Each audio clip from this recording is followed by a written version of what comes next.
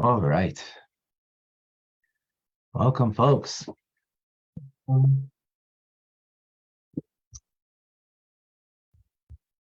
Well, Pesach is upon us. The holiday of Passover is coming. It's closer than further. But let's go over some things, prepare ourselves for the things that are upcoming. So, of course, there's all the cleaning that needs to be done. Important, it's not about so much spring cleaning as it is cleaning out for chametz. So you don't need to clean the walls unless your walls are full with chametz, which is very unlikely. Very unlikely. Unless you got a bunch of, toddlers that are crawling up the walls. So, of course, there's the prep of the home. There's turning over the kitchen to make it kosher. We're lucky we have a kosher kitchen just for Passover. Makes life easier, must say, especially for my wife.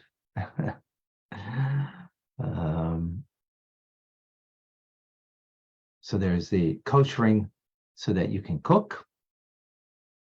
This day and age, you can always, have things prepared. So that's another route that can be taken in the preparation. So all those things, there's many details. I'm not going to go into that. Anybody that making those preparations and they have a question, feel free to ask.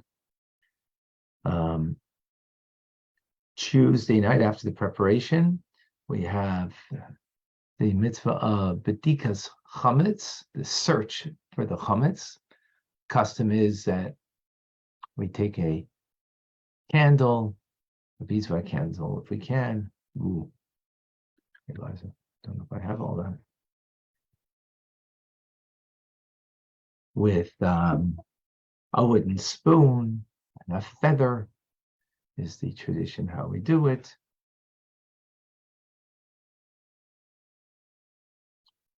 A beautiful tradition, beautiful with the kids. You close the lights and you go around with a candle searching for the chametz. You put out 10 pieces. My wife would always put out the pieces of chametz wrapped not in silver foil because it needs to burn the next day, but in paper towel. Be careful that it shouldn't unravel and you're going to have, crumbs of chametz around. So you, I can put a piece of tape on it or just secure it that it doesn't, unfold. And then and it's important. My wife, makes note of where she puts it in the different rooms, because you don't want to be left with 9 pieces of chametz that you found and one that you didn't. Right? You don't want that. And then you go search for the chametz. So as I mentioned, with our kids, it was a beautiful thing. It was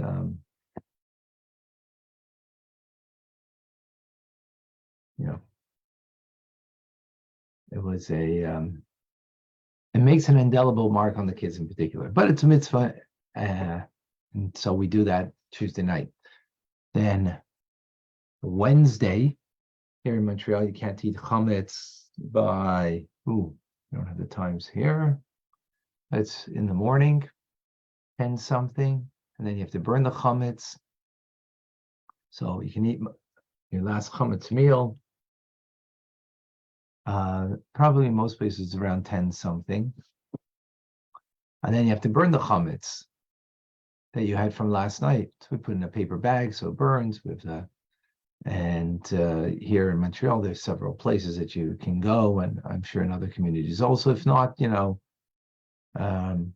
make a fire in your own backyard. I think when COVID first hit 3 years ago, I think I did it in my backyard, because here we have the city actually provides. Well, no, actually, city provides for a garbage truck.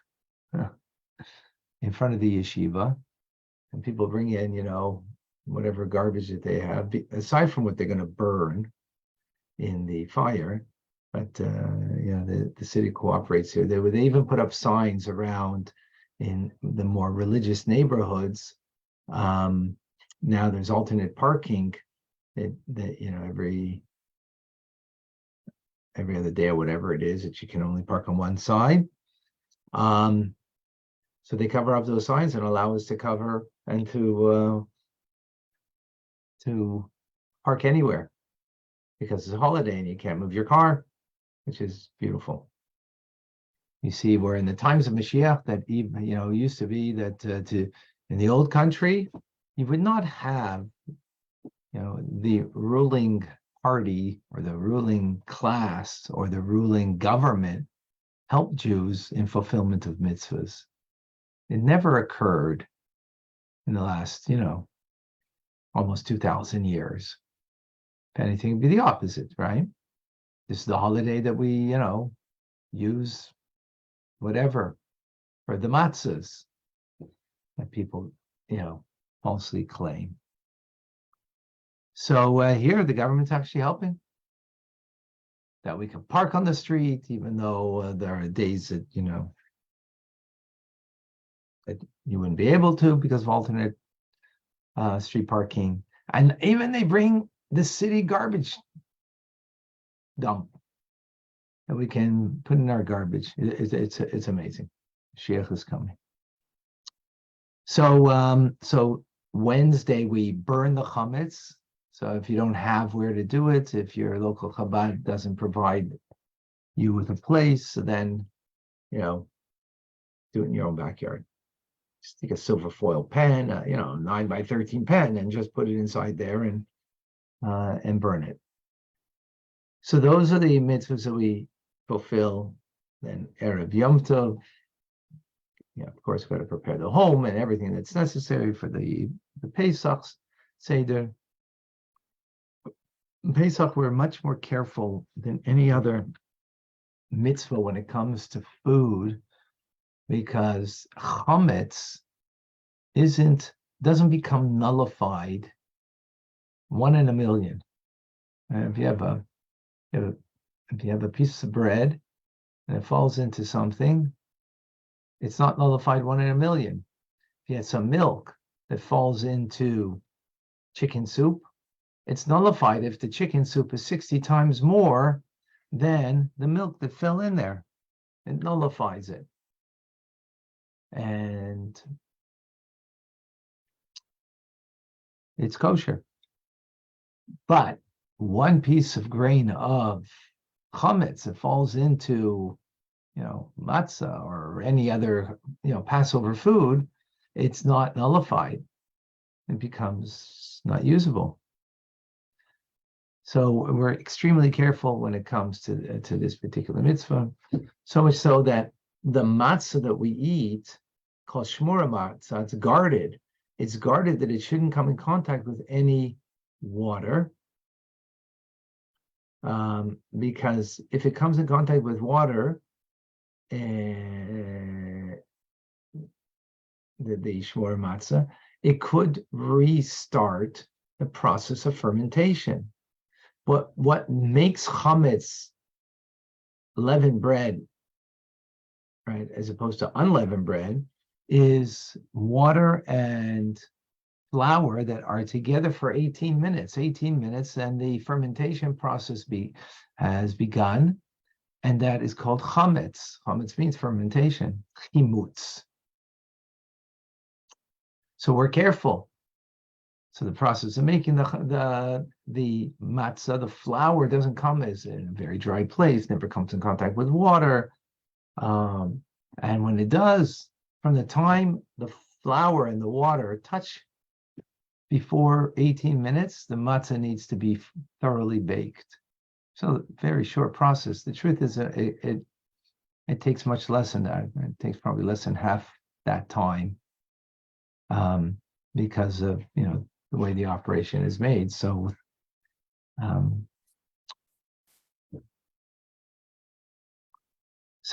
the the mitzvah that we also have to prepare for is the shmur matzah beforehand, around baked matzah. That in particular should be the mitzvah matzah that you use at the Seder. At the Seder. If you don't have, call your local Chabad, and they'll for sure help you. That's very important. They'll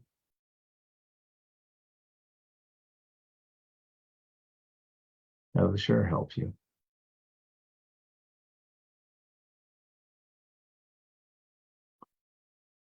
Prepare beforehand, also having wine and grape juice for those who need grape juice. And of course, you need romaine lettuce and horseradish, all those things that are on the Seder plate and the things that we need to eat for the night. So all those things are to be prepared in advance, of course.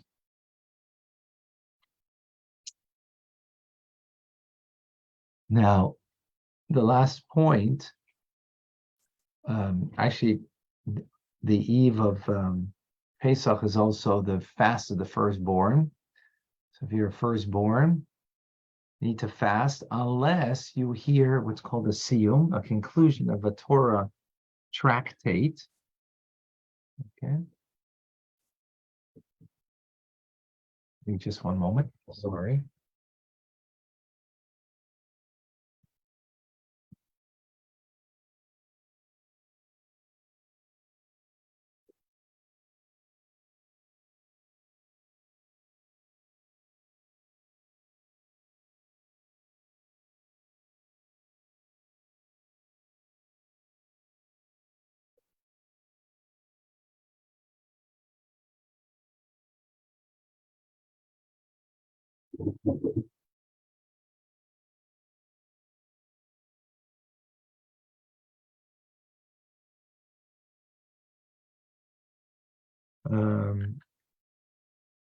Siyum means a conclusion of a tractate of Torah teachings that therefore allows you to celebrate, and therefore when we hear that, then one can eat.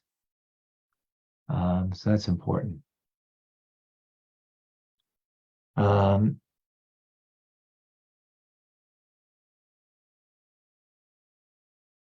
So the next and most important thing is that a lot of people, because Passover starts late, they begin, because of children who might be at the Passover Seder, they begin it early, 6 o'clock, 6:30, even 7 o'clock. It's not dark yet. It's not Passover yet. It's the eve of Passover. You can't fulfill the mitzvahs. Firstborn is just the males. Yes, sorry, just saw that. Firstborn is just the males. So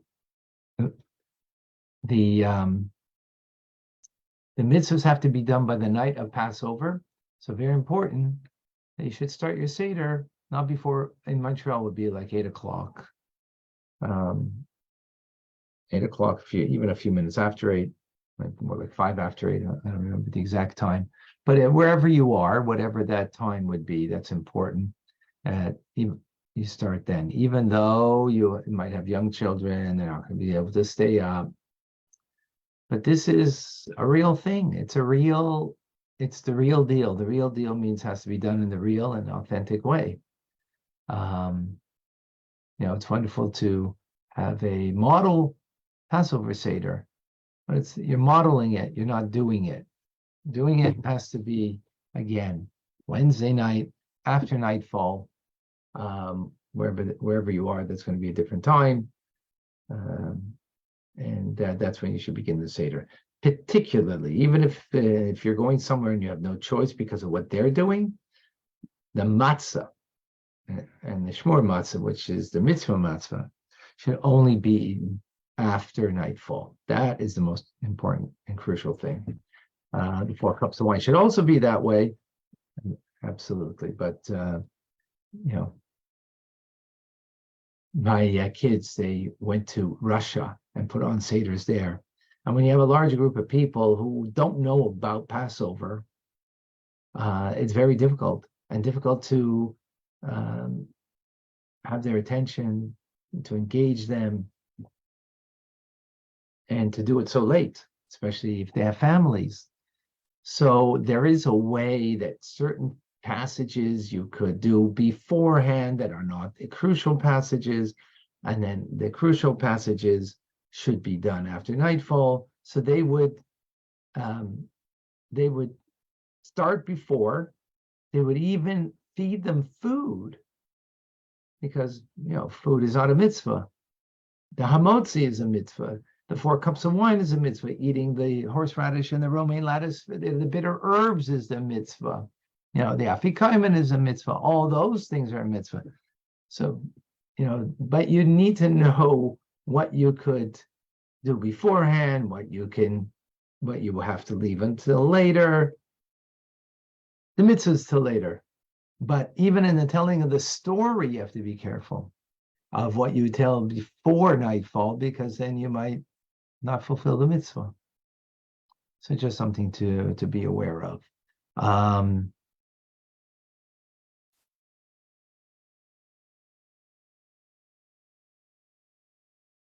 Okay, any questions on that?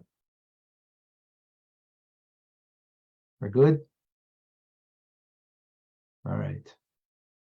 I didn't welcome everybody. Elise, Esther, Diane, Alice, Liba, Rachel, Leah, Davida, Art, Andrew, Tim, Coy, Michael, Alan. All right. No questions from anybody? Okay. Let's go into some of the things of what we call over here in Canada, Seder night in Canada. So Friday night, I had a family, and the 16-year-old boy, they're coming for the Seder. I said, we'll see you by Seder night in Canada. So he looked at me like, odd term. He says, you don't play hockey? I said, no, not really. He says, you never heard of hockey night in Canada? So by us, it's Seder night in Canada. Yeah. No, he said, oh, yeah, of course. Any Canadian knows hockey night in Canada, just those words. Right. So it's Seder night in Canada here and around the world. It's going to be Seder night. And I want to share some thoughts, some ideas that you could share at your Seder, that you can, have some of the wisdom.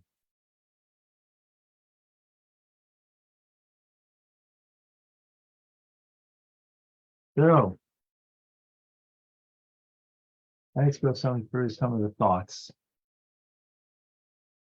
to be shared.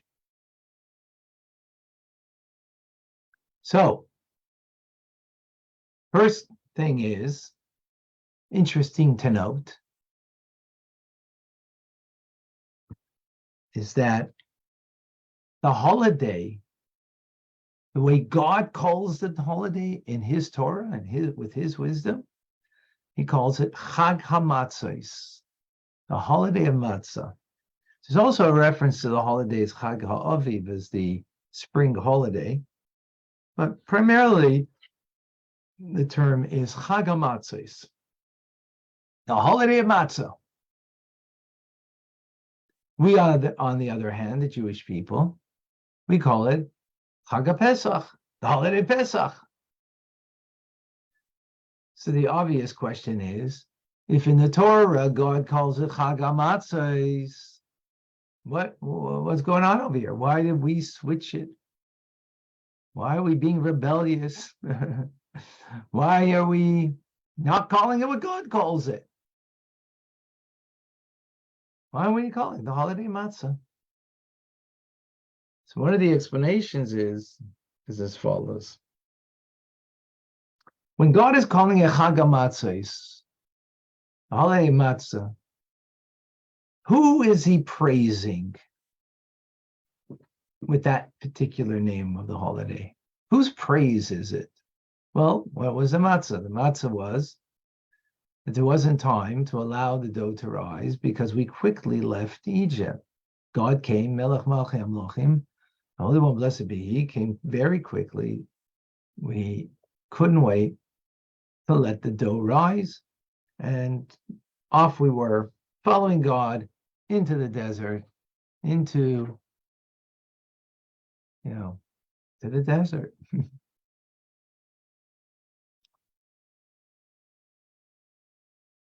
That's our praise, that we had trust in God. In God we trust. Right? Not knowing exactly what this freedom means, where it's taking us, what will be, but God's taking us, so we're ready to go. So that brings out the praise of the Jewish people, and that's what God's doing in the Torah, bringing out the praise of the Jewish people, and calling it Chag HaMatzah, it's the holiday of matzah.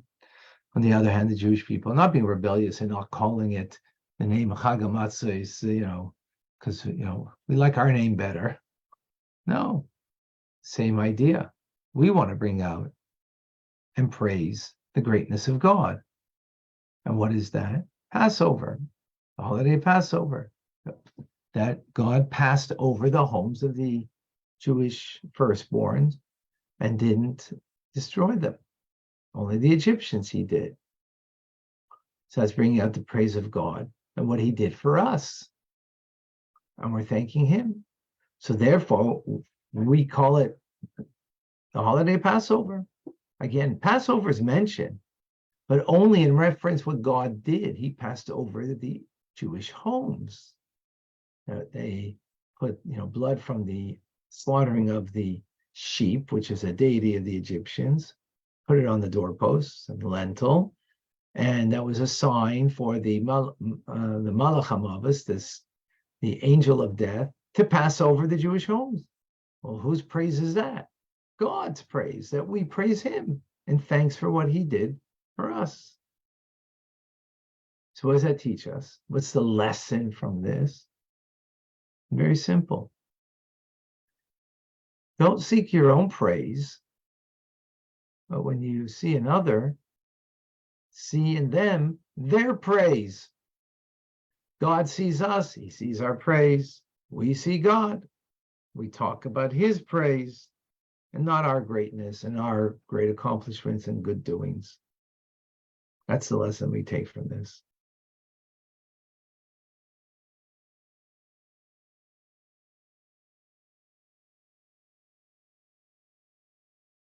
Is that clear? Yeah, we're good. So that's one explanation. Another one. So Torah calls it Chag HaMatzos. Rabbinically, what is this holiday called? When we call it a holiday of Pesach, that's not the rabbinic name. That is the Amcha name. The Jewish people, what they named it, the holiday. But what do the rabbis call the holiday? Anybody know?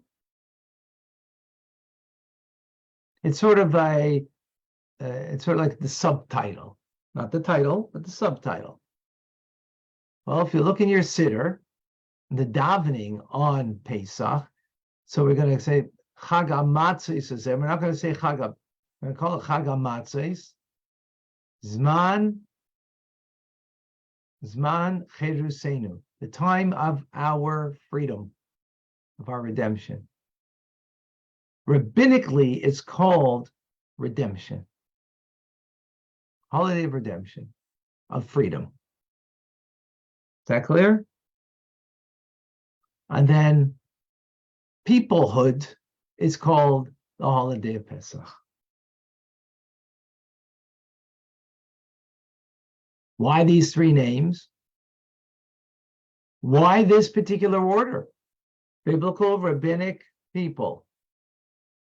Again, biblical, holiday matzah. Rabbinic, time of our freedom. People, Pesach. holiday Pesach, Passover. So Rebbe explains like this. What is the tachlis, the ultimate purpose of going out of Egypt? Anybody? Not all at once. To leave the Egypt and the constriction behind into freedom. Good. Excellent. Excellent. So where's our freedom? To leave Egypt? Is that freedom? Torah. Huh? Torah. Oh, yeah. To receive the Torah Mount Sinai. As the saying is, let my people go, is only half the verse. The second half of the verse, in order that they should serve me on the mountain. Meaning Mount Sinai. They should receive the Torah and begin their service of God individually and collectively as a Jewish people. Exactly. So going out of Egypt is really about getting the Torah. And even the holiday of Shavuos is 50 days after the first day of Pesach, because it's integrally bound up, the Torah, with the Exodus. And true freedom is only someone who studies Torah. That's who's truly free. So the whole intent of going out of Egypt isn't that we could, be free. It's not free from, it's free to be the Jewish people that is embodied in the Torah. God promised us our land. The land is the place where you have the ultimate fulfillment of the person in their service of Hashem through Torah. Yeah. Why the land? Because there's special mitzvahs to be done in the land, whether it's the sabbatical year, the Jubilee year every 50 years, whether it's Truma Meiser, the tithing of the produce that one needs to do, it's going up to Jerusalem, bringing offerings, all that is done in Israel. Absolutely. So Israel is the space where the fulfillment of the mitzvah could take place in the optimum manner, right? But the point is to have the Torah so we could do it. And so the land is there for the Torah, not the Torah for the land, so to speak. Proof is we're not in the land of Israel and we still do the mitzvahs. It's just not optimum because there are mitzvahs you can only do in the land. And in the land is the holy land, so therefore the mitzvah, has potentially greater holiness there that could be revealed. So very true.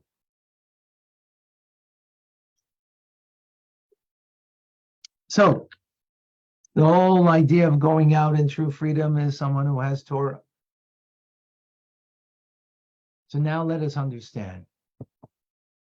These three names of the holiday depict how one becomes a recipient, a recipient of the Torah. How do you become a recipient of the Torah? God's wisdom, God's infinite wisdom, His will, what He wants from us, that it's embodied there. So that's the question. So in that, there's 3 steps, says the Rebbe. First step is matzah. Second step is freedom. And the third step is Passover. What does that mean? So what is matzah? Matzah is a bread that didn't rise. That's not full of air. It's not full of hot air, for that matter, right? It's unleavened bread. It doesn't rise, which shows on bittul, self-abnegation. It shows on putting oneself aside. That's what matzah represents. It represents that capability, that humility, that we're able to put aside our agenda, our desires, what we want, in order to fulfill what God needs from us. That's the first thing. And that's what it means. Matzah, Chag HaMatzah is the holiday of matzah, the holiday of matzah representing bittul, self-abnegation. In the process of learning something, as we're doing right now, in order to learn, if your cup is full, right, what's going to happen? Can't pour anything in it because your cup is full. This cup is full, right? Full in the way, I mean, it should be full with wisdom, of course, and teachings of Torah, absolutely, but not full in the way, and I'm full of myself, right? In other words, that I'm not able to put aside my ideas, my thoughts, and entertain something new to absorb into my mind, right? So the first thing is bittul. We need to be able to, as I say often, leave the baggage at the door. We all have baggage. We all have a perspective on things. And that perspective, it's valuable in its right time, but not when you begin to learn. Your perspective, leave it alone. Leave it aside. Because if you automatically use your perspective on things, you don't learn something new. You're just learning your old thing and trying to fit this new thing into your old perspective. And therefore you don't grow in perspective, in intelligence. You stay the same. Does that make sense? Alan is our educator over here. Alan, that's the first step.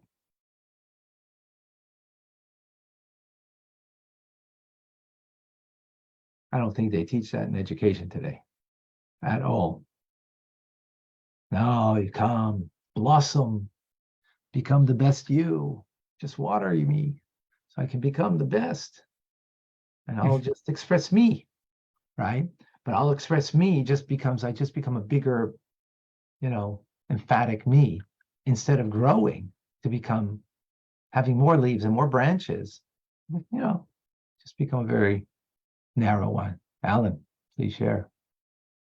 Oh, I totally agree that it's not just about us or me, especially in education. The kids, we try to teach them through collaboration, that we depend on each other. And of course, there's the will within us. And that also we have to look to our students look to each other to help each other, to guide each other, the collaborative process. Right. I'm saying even, listening to the teacher or to anybody, right, is the first part is not self-expression, but no expression of self. Bittul, self-abnegation. Hear the idea on its own terms, not on your terms. Listen to the thought, the teachings on its terms, not on your preconceived notion terms, which that's a very hard thing to do because we all have preconceived notions. So it's hard to do that. But the more we can do that, the more we are able to absorb something new and fresh rather than just old. That's the first thing. That's Chag HaMatzos, right? Holiday of Matzah. And that's biblical. That's from God. Because the bittul is ultimately to God's wisdom, to his Torah. So, it's to him. So comes from a biblical perspective, from God's perspective, right? But that's not sufficient. That's only the first step in gaining the wisdom of Torah. God's divine wisdom. The second step is then you have to own it. Now you have to make it yours. Now you have to filter it through your mind, through your perspective, through your previous understanding, and then, dissect it to truly own it, right?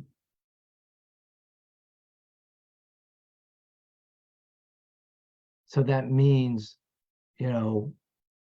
as we see, anybody who studies the Talmud, it's full of arguments, full of debate.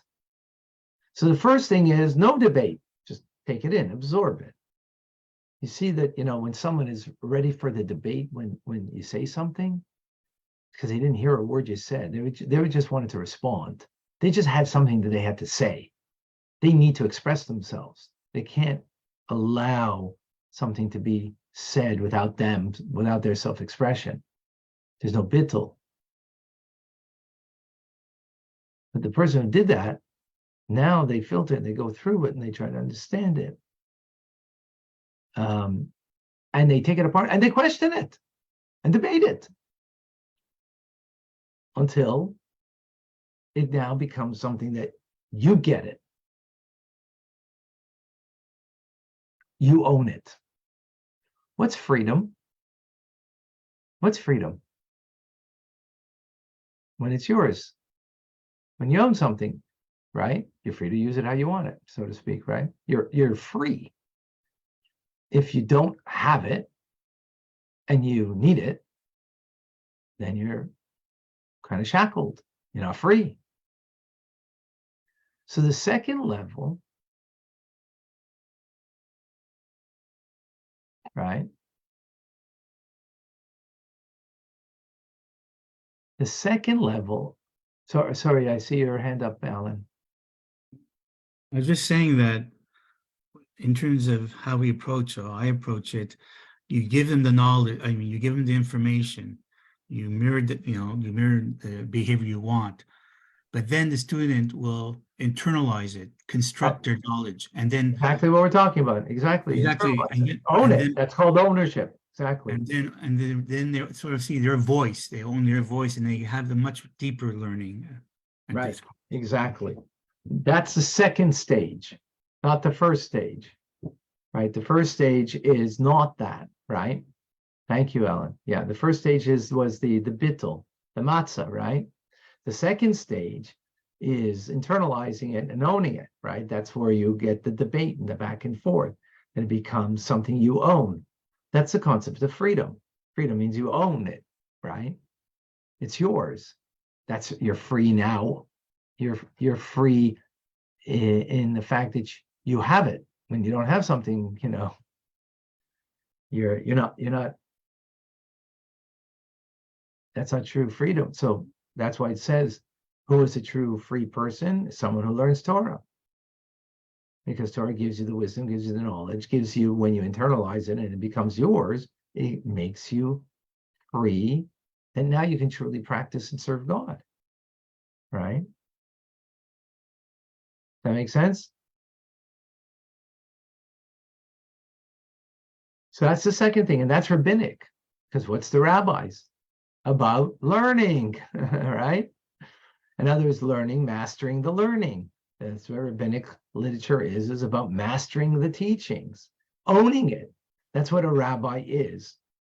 A rabbi is someone who has owned the teachings of Torah to the degree that, he's mastered.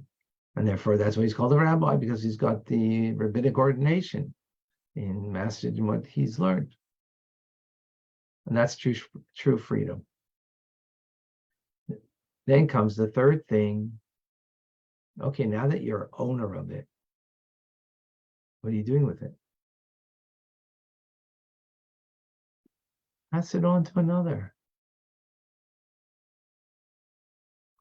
Share it with another. Pass it over. Hey, that sounds familiar. Passover? Pass it over to another. Where does that come from? That's not biblical and not rabbinic. The people, right? That's where the name of Passover comes from. The holiday Passover comes from the people. As we mentioned earlier, the reason, because we're praising God's greatness. But what the third component is to pay it forward, pass it on, pass it over. And then it becomes, the light that you have that you share with another. That's an extremely powerful idea.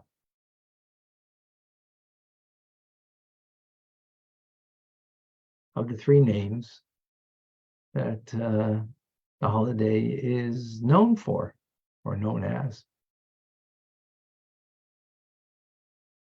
Any questions on that?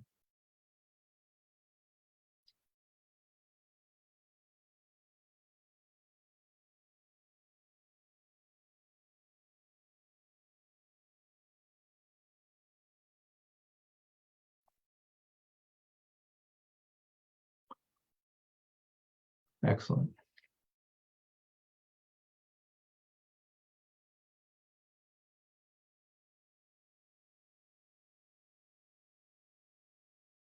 So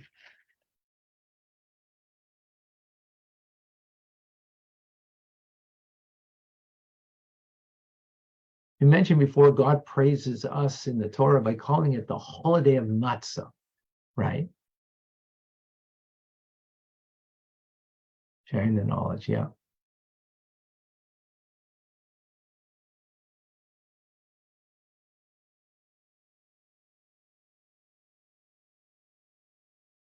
Yeah, student becomes a mentor. Excellent. Thank you, Alan. Beautiful.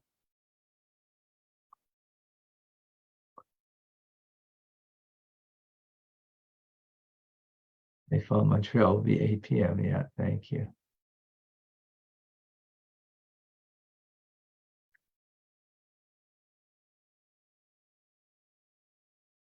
By the way, if you need to know what time is nightfall in your area, it's usually around a half an hour after sunset. So I just go Friday, if I don't know the time of candle lighting, just say, hey Siri, what time is sunset today? And Siri would respond to me.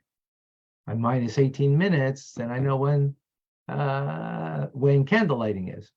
But if you add about a half an hour, 35 minutes, may vary, then that's when nightfall will be. After sunset, about a half an hour, 35 minutes, something like that. Or it might vary, maybe 40 minutes even. But 30 to 40 minutes, I think, something in that vicinity after sunset.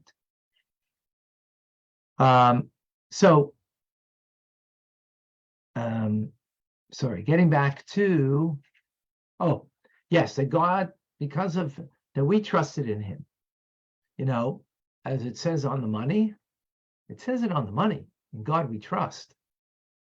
It's a good thing it says it on the money, because I don't know what's going to happen now between China and Russia and Saudi Arabia and Brazil, if they're going with the yen. What's going to be with the US dollar? We don't know what's going to be.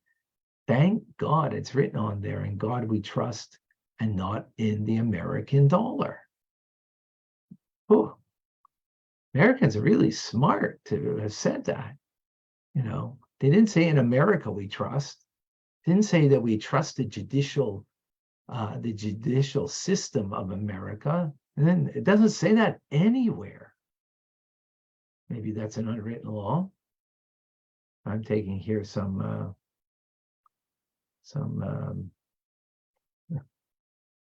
prerogative in my political statements over here that are non-political, that not in the judicial system do we trust, not even in the government do we trust, not even, especially.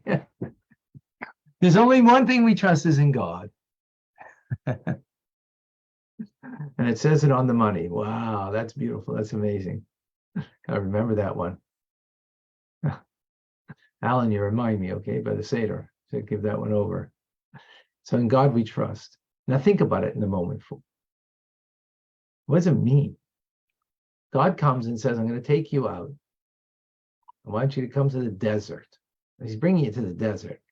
That you know for sure, because the Har Sinai, Mount Sinai, is in the desert.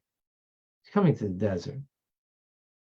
How long are you going to be in the desert? I don't think they initially thought they're going to be there for 40 years. Because initially, that was not the plan. Initially, maybe a short time. But do you know where you're going? Do you know how you're going to sustain yourself? Are you not vulnerable to attacks from other nations? Yeah, you escape one nation, but other nations, you're open, you're vulnerable. You're not in a fortified city, let alone in a city, let alone have anything to protect you in any manner, as any nation does. And back in the day when, as I call non-Jewish history, is about this king defeated this king then got defeated by another king. Well, that's really what history is. It's just, and then of course there's the intrigue because, this king married the daughter from that king. So that way they can make an alliance between them, right? In the end, that was only a tool.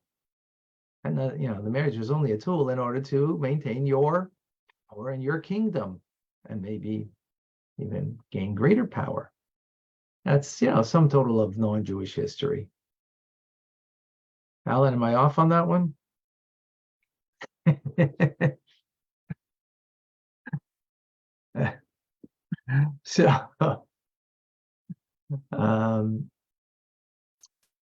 So think about it for a moment. Like going out into the desert because some prophet tells you, okay, you saw miracles, you saw the plagues, and you saw that, that's inspiring. But seemingly it would be, much simpler. I mean, even though backbreaking work in Egypt, but maybe their back has been broken now by the plagues, and maybe life would be simpler. But it sounds pretty insane to go out into the desert and to fight the battle there, as opposed to,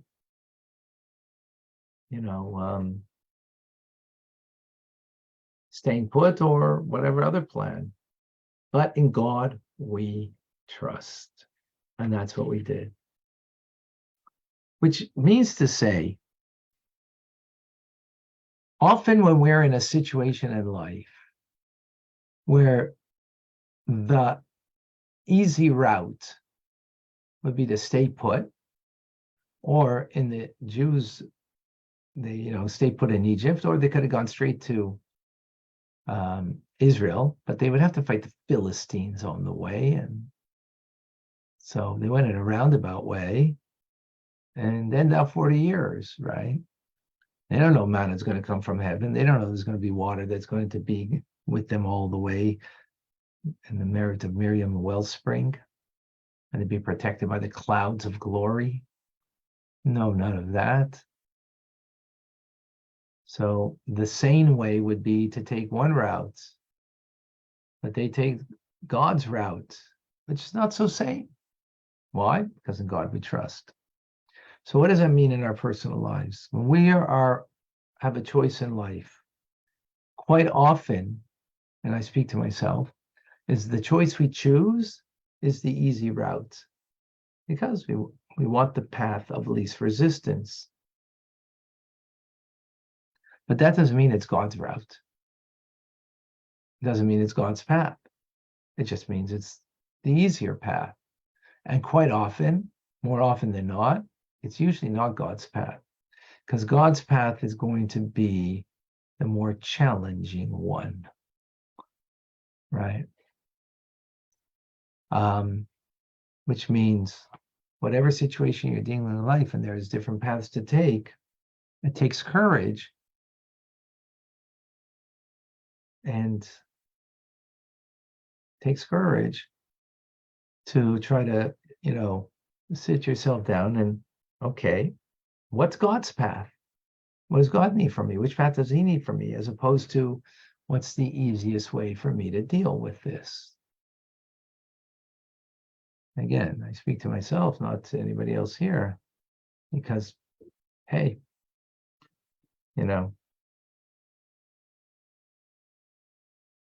that's definitely you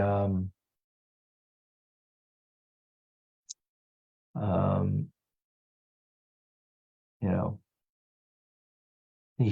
the natural human way to take things. And everybody, we're like that. I'm like that. We're all like that. This is what it teaches us. In God we trust. Sometimes we got to take the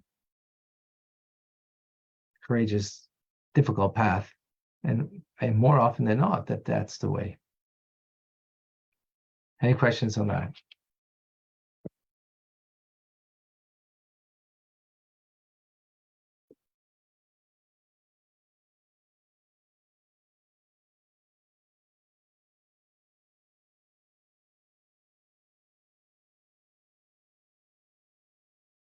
There's a lot more to share. I've shared in previous years other ideas and other things. Those are just a brief idea of some of the things. I just want to reiterate about the matzah. Shmor matzah, very important, or the mitzvah. The Seder nights, the 2 nights. Sell your chametz. I don't know if I mentioned that you have to sell your chametz. It's actually, you don't get rid of your chametz. You can keep it in your cupboard. That's what I'm going to do.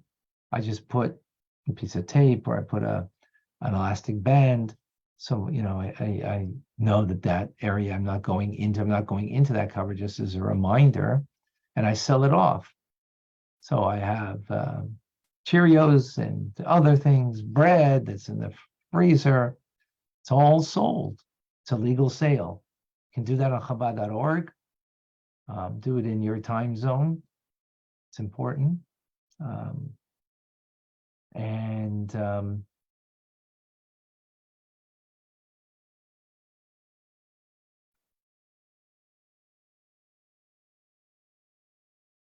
Yeah.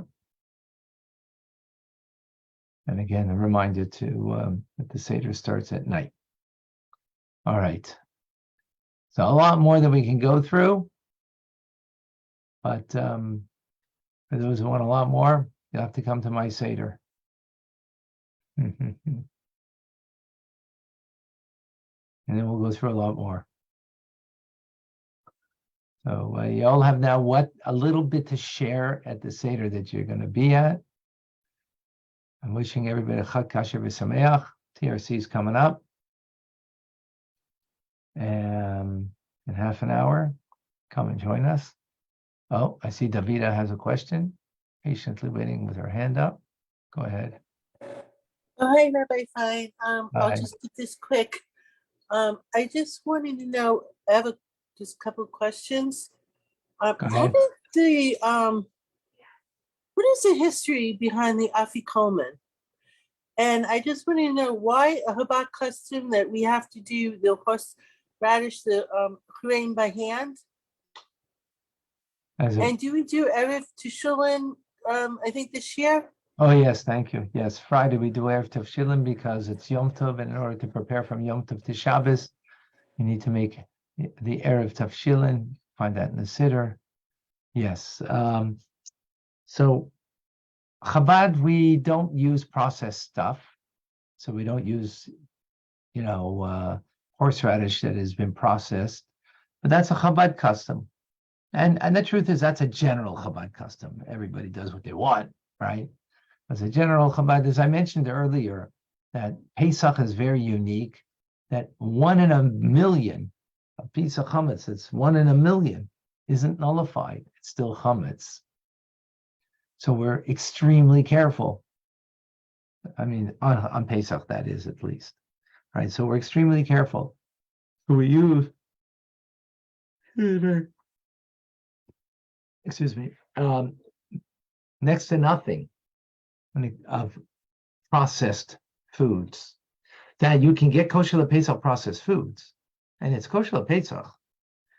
Chabad custom is not, some people will use it. I mean, for kids, it's a different story. Little kids, you gotta maybe have that kind of stuff. But that's the Chabad custom. If you take that upon yourself, fine. It's not something you have to.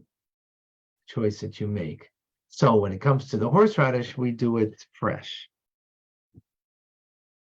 Oh, and it's for me, I grind it in a food processor, and boy, my eyes tear up. Did I answer all the questions? I think so. Oh, I just wanted to know, how did the afikomen, how did that come about? So afikomen is in the place of the matzah that we eat at the end of the afikomen, is in the place of the Korban Pesach. The Korban Pesach, the sacrifice of the Paschal lamb that was sacrificed on the eve of Pesach, and the meat was eaten the night of Pesach. It's to be eaten when you're satiated. So it's at the end of everything. So initially, it wasn't matzah that we ate the Paschal lamb offering with matzah, but it wasn't merely matzah, it was meat.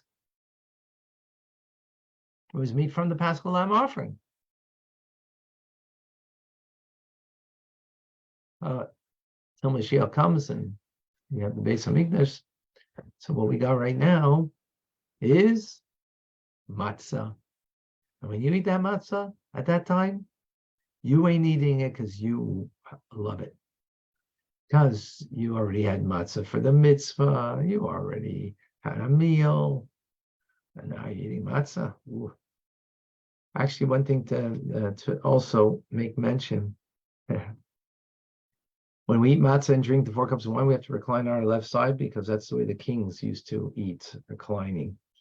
Furthermore, every mitzvah has its parameters, meaning there's a amount and a time limit. Everything is time and space. So there's a space of a matzah. You need to eat at least a third of a whole matzah, at least a third. Excuse me. At least a third, a little more than a third, maybe, depending on the size of the matzah or the thickness of the matzah. And you have to eat it within 6 to 8 minutes. I'm crunching away. People see me eating the matzah. I'm not talking. I'm focused on the mitzvah, reclining on my left side, and I'm munching. I take like a full mouth. I then swallow. That starts the clock by that first swallow. And again, every mitzvah is delimited by time and space. The time is 6 to 8 minutes. The space is the amount of matzah. Again, about a third, a little more than a third of a matzah that we're obliged to eat. Excuse me.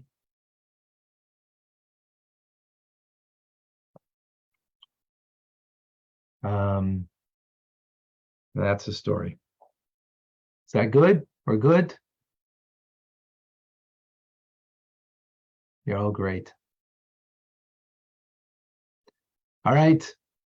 TRC is coming up. Wishing you a Chag Kasher v'Sameach. We'll still continue with our learning in the mornings. And next Sunday, we should have a class. But I'll it's Chol HaMoed. So for all intents and purposes, we'll have a class, but I'll just confirm everything.